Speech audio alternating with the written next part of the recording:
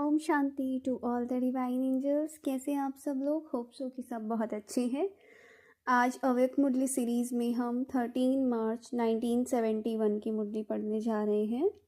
13 मार्च की मुरली है ये, जिसका टाइटल है बंधन मुक्त आत्मा की निशानियाँ। यहाँ पर बाबा ने मुरली में बंधन मुक्त बनने को कहा है। ठीक है, तो उसके लिए पहले बाबा का जो इम्पोर्टेंट पॉइंट है वो देख लेते हैं।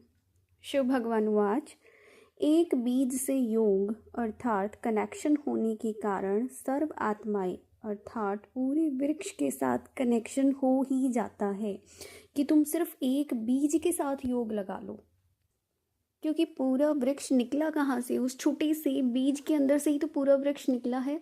तो ऐसा तो नहीं है हम जब पानी देते हैं तो बीज को ही पानी देते हैं कि एक एक पत्ती को पेड़ के ऊपर चढ़ चढ़ के उसके ऊपर स्प्रे करेंगे या पानी देंगे, ऐसा तो नहीं होता है ना। बीज को पानी देना, जड़ों को पानी देना माना पूरे वृक्ष तक पानी, फिर वो अपने आप पहुंच जाएगा। तो सेम बात बाबा कह रहे हैं कि तुम्हारा सब आत्माओं से कनेक्शन हो जाता है, और ये बहुत इंपॉर्टेंट चीज़ है अपनी लाइफ में। जहाँ जहाँ इसको अप्लाई करना चाहो ना, जिस भी रूप में कर सकते हो। ठीक है, अब इसी पूरी बात को मैं बैकग्राउंड में लेके जाती हूँ। किस कंटेक्स्ट में बाबा ने कहा? हमने मुरली का टाइटल क्या सुना? बंधन मुक्त आत्मा की निशानियाँ। तो जो बंधन मुक्त होगा ना, उसकी सबसे पहली निशानी वो होगा योग युक्त। ठीक है, और जो योगी होगा ना, तो योगी के अंदर क्या मुख्य लक्षण दिखाई देता है कि बाकी लोगों का वो सहयोगी होगा और सब लोग उसके सहयोगी होंगे। ठीक है, वो बाकी लोगों का सहयोगी होगा। कौन? योगी। ठीक है, और बाकी लोगों का सहयोगी जितनी भी आत्माएं हैं, तो वो सबके सहयोग का अधिकारी वैसे ही बन गया। समझो कोई इंसान प्यार से बात करता है तो ऑटोमेटिकली वो दूसरों के प्यार का अधिकारी बन गया। सेम बात बाबा बोल रहे हैं। तो अब बाबा ने क्या कहा कि सबका अगर सहयोग चाहिए ना तुम्हें, तो योगी बनो। जिनको लगता है ना कि लोग हमारे साथ कोऑपरेट नहीं करते या मिल के नहीं चलते, ये मेरा सहयोग नहीं करते, ये मेरी बात नहीं मानते, इससे पता चलता है तुम योगी नहीं हो। मेरा पति मेरी बात नहीं मानता, बच्चा मेरी बात नहीं मानता, ये तुम्हें सहयोग नहीं कर रहे हैं वो किसी चीज़ में, तो समझ जाओ तुम योगी नहीं हो। ठीक है, और योगी नहीं हो इसका मतलब तुम बंधन मुक्त नहीं हो, यानी कि तुम बंधन में हो। देखो, जिनके पीछे पीछे घूम रहे हो, घूमने से ही तुम बंधन में आते हो। बंधन में नहीं आते हो इसलिए योग नहीं कर पाते, योग नहीं कर पाते तो तुम बंधन मुक्त नहीं बन पाते, बंधन मुक्त नहीं बन पाते तो वही बात है आगे की प्रोसीजर। तो बाबा ने ये कहा, अभी देखो कितना इम्पोर्टेंट पॉइंट है। जिनके पीछे पीछे तुम भाग रहे हो ना, उनसे भी प्राप्ति का साधन है ये, समझना। क्योंकि ये बात बहुत गहरी है, इसमें ना वो होता है, कंटेक्स्ट लगाने पड़ेंगे समझने के लिए, थोड़ी बुद्धि का एक्स्ट्रा यूज़ करना पड़ेगा। समझो तुम क्या चाहते हो? एकदम लिटरल जो विजिबल में दिखाई देता है कि भाई हम चाहते हैं सबका सहयोग, सबका प्यार। ओके, सबका सहयोग, सबका प्यार करने के लिए क्या बोलते हैं? सीधा बोलते हैं बाबा से प्यार करो, अरे बाबा से योग लगाओ, सब अपने आप हो जाएगा। ये लाइनें कितनी सिंपल, आत्माओं के समझ में नहीं आती है। इसलिए उसकी इम्पोर्टेंस नहीं पता चलती है, और इम्पोर्टेंस पता नहीं चलती है इस वजह से वो लगा भी नहीं पाते हैं। ठीक है, और ये हकीकत है। ये कड़ियाँ कैसे जुड़ती हैं ना, वो देखते जाना।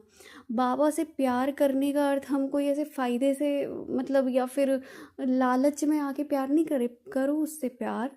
उसका ऑटोमेटिकली फल की प्राप्ति है ये, कि बाकी सब लोगों से तुम्हारे संबंध बहुत ब्यूटीफुल बन जाएंगे।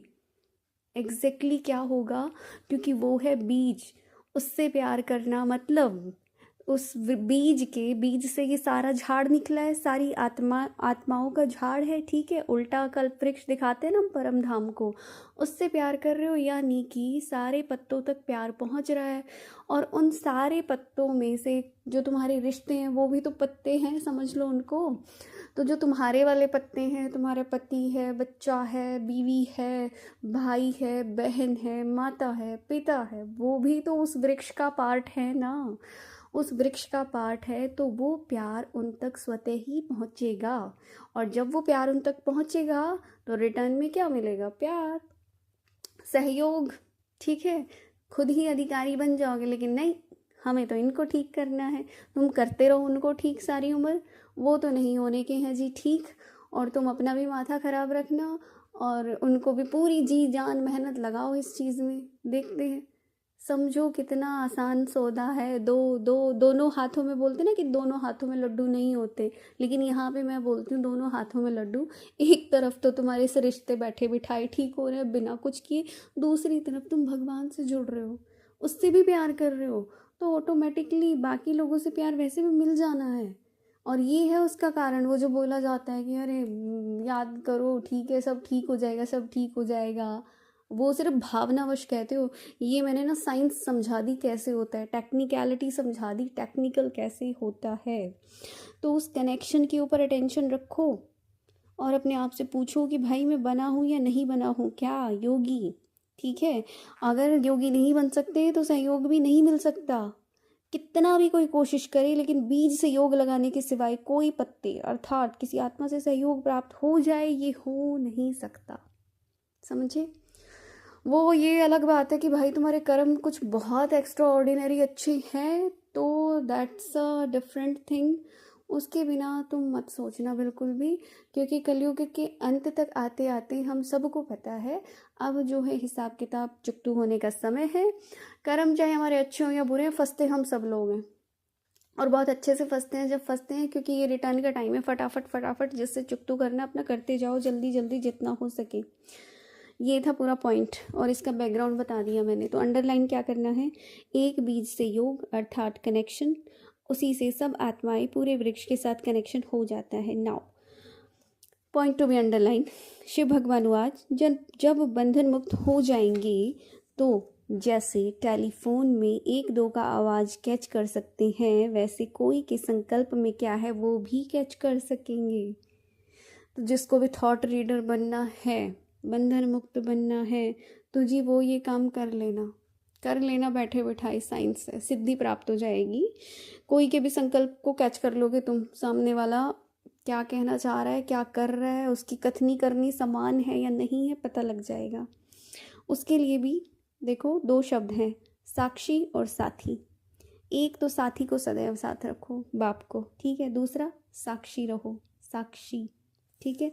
साक्षी की सीट पर बैठकर तुम सब कुछ कर सकते हो। फिर बाबा ने क्या कहा, next point underline, third point है ये, ठोकर का अनुभव एक बार किया तो फिर बार बार थोड़ी ठोकर खाएंगे। ज़रा एक बार इसको थोड़ा सा इमेजिन करके देखो, विजुलाइज करके देखो। जिनको आता है, विजुलाइज मत करना, सॉरी, इमेजिन करो, ठीक है। एक पत्थर था, उससे ठोकर खा के गिर गए, ठीक है। अब वापस से खड़े होंगे, फिर से उस पत्थर के पास जाएंगे, फिर ठोकर खा के गिरेंगे। ऐसा करता है क्या कोई? ऐसा करता है? या फिर भाई चलो एक बार फिर से ट्राई करते हैं, वाह मज़ा आया, फिर से कि मान लो कोई पहाड़ से नीचे गिर गया, उठेगा, उठने की हालत में तो होगा नहीं, मैं जस्ट एक सीन इमेजिन करने को बोल रही हूँ। सोचो उठा, फिर जाके पहाड़ पे चढ़ेगा, फिर गिरेगा। करता है क्या कोई ऐसे? तो हम आत्माएं क्यों करती हैं ऐसा? एक बार तुमने ठोकर खा ली किसी चीज़ से, एक बार तुमको धोखा मिल गया किसी चीज़ से, एक बार जब तुम्हारे साथ चीज़ें हो गई, पता चल गया भाई इससे जो भी तुम्हारे रिलेशन है, रिश्ते हैं, क्या है क्या नहीं, सब पता चल गया, तो बार बार थोड़ी खाओगे, फिर जाके उसी में फंसते हो। तो कौन मूर्ख, कौन पागल, ये खुद ही सोच ले। इसका मतलब क्या है, निर्णय शक्ति कम है। तो ऐसा नहीं करना है, पक्का निश्चय बुद्धि बनना है, और एक ही बार खा के संभल जाओ। कंट्रास्ट कर लो कि कौन तुम्हारा अपना है, कौन पराया है, किसकी याद से तुम्हें सुख मिलता है, किससे नहीं मिलता है। चैनल पर जो भी नए आए हैं, चैनल को लाइक शेयर सब्सक्राइब कर सकते हैं, दूसरों के साथ शेयर करें जितना हो सकता है, और सब्सक्राइब कर ले ताकि आपको टाइम से मुरली मिलती रहे डेली। तब तक के लिए शुक्रिया शुक्रिया शुक्रिया। ओम शांति।